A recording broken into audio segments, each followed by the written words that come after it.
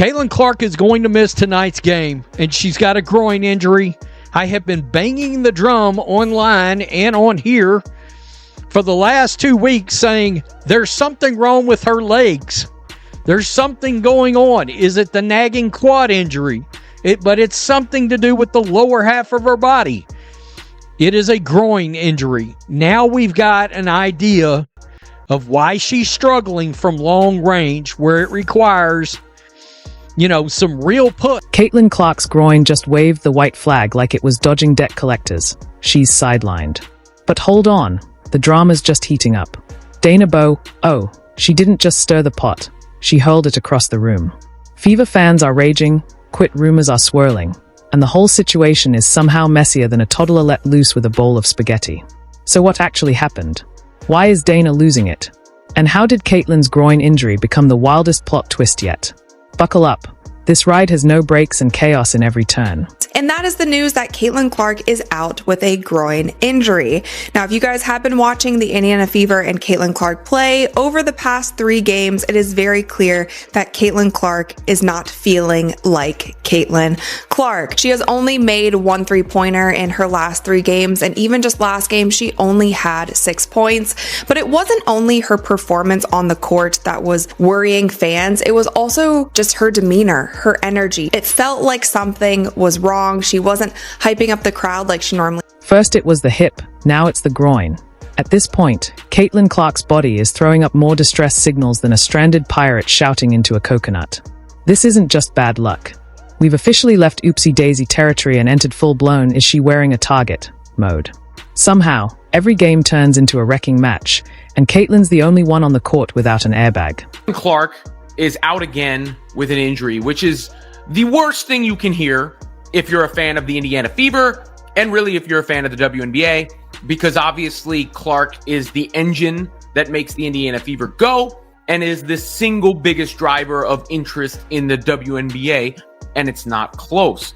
And anytime somebody is out of the lineup, you get concerned, especially when it's Clark, obviously, considering she had already been injured earlier this year and is now out with what is being dubbed a left groin issue. The Indiana Fever are officially deep in the danger zone. You know it's rough when the medical staff knows Caitlin Clark's Starbucks order by heart. It's her second injury of the season, and we're not even out of the opening stretch. For a team that pinned its hopes on a generational talent to flip the franchise, it's starting to feel less like a basketball season and more like a high-stakes episode of Survivor, WNBA edition. Caitlin Clark out yet again with a left groin injury. Caitlin Clark will be missing tonight's game versus the Los Angeles Sparks. The venue will be open. Out with a left groin injury. We go from a quad to a quad to a groin. Here's where the rabbit hole twists into something deeper and way spicier. It's not just the injuries, it's how they are happening. Watch the games closely, frame by frame, film room style, and a pattern starts to emerge. And it doesn't smell like basketball. It smells like back alley sabotage. Every game, like clockwork, Caitlin's getting manhandled like she's smuggling classified intel out of Area 51. Elbows fly, shoulders charge, and hips. They are checking harder than a TSA agent with a personal vendetta. Indiana Fever just lost a really tough game against the Los Angeles Sparks, and it comes back to the 4 things the Indiana Fever always have trouble with: missed layups, missed free throws, interior defense, and rebounding. That is why the Indiana Fever lost this game, and that's why they cannot be a championship team, in my opinion. You have to be able to get stops, you have to be able to rebound the basketball when you do force stops, but there was some positives in this game as well that we have to get into. Kelsey Mitchell was spectacular. I love to see her furthermore breaking her shooting slump. She had 20 points today on 44% shooting from the 3-point line, so you like to see her have 3 back-to-back games in a row where she's having over 20 points. She's totally in her. And the refs? They are either watching an entirely different sport or have taken a vow of silence like monks on a Himalayan retreat. Fouls go uncalled. Hits get ignored. Moves that look like someone's trying to rearrange Caitlin Clark's spine are somehow chalked up as good defense. This isn't let them play, it's let them assault. You'd think, just maybe, the league might take notice when their biggest box office draw is limping off the court for the second time in a month. But nope, we're still pretending this is normal. Just part of the growing pains, they say. Except the only thing growing is the list of players who seem bizarrely committed to knocking Caitlyn out of every game. One limb at a time. At this point, you'd think she keyed someone's car or stole their reserved parking spot. The way defenders come at her, it's like she hijacked the entire spotlight, and now they want it back with compound interest. If jealousy had a playbook, this would be page 1. Target the rookie, rough her up, hope she taps out. And unfortunately, it's kind of working.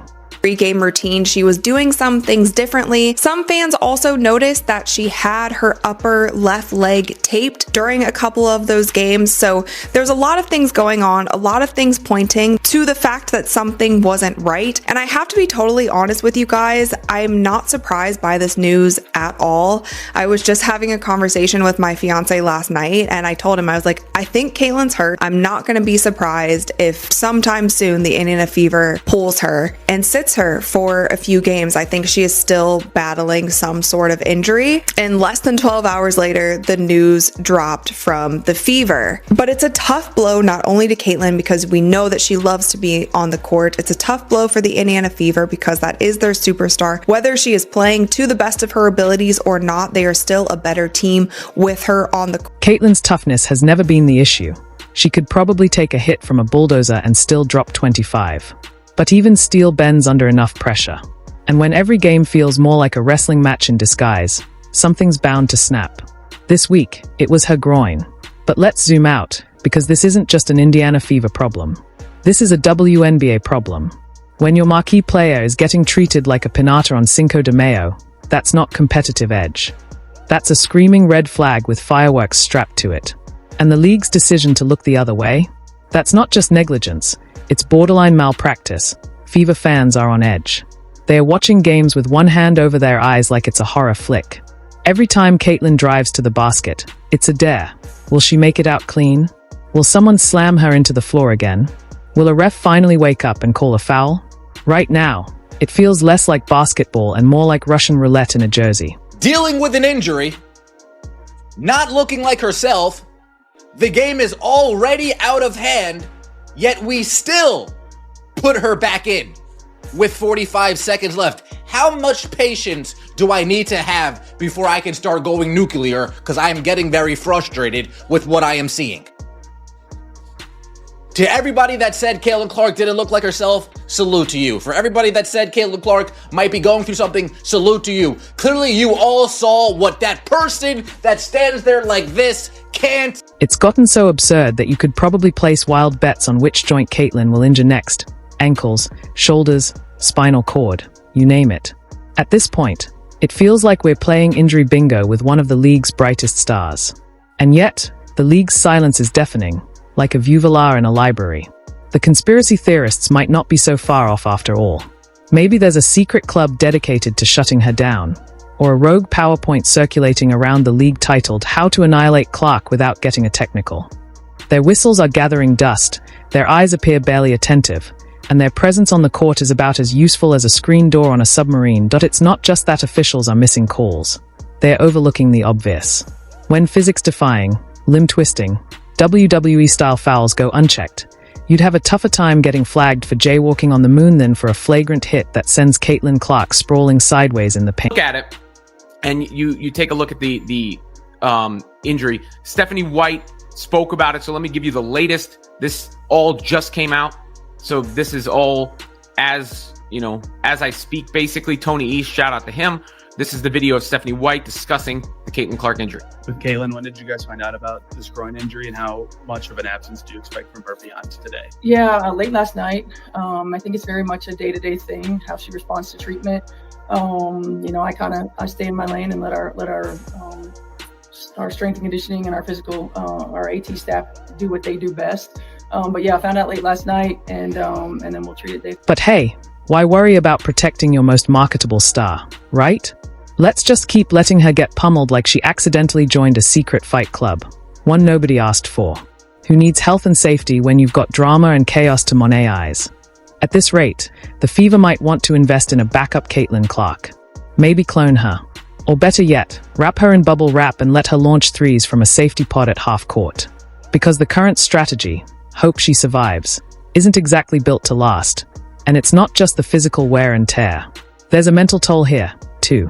This kind of stress doesn't just bruise bodies, it chips away at confidence. And what kind of message is this sending? To other players, disturbing. To young fans, confusing. To the refs, apparently, don't worry about it. And to Caitlin, try not to break anything important next game.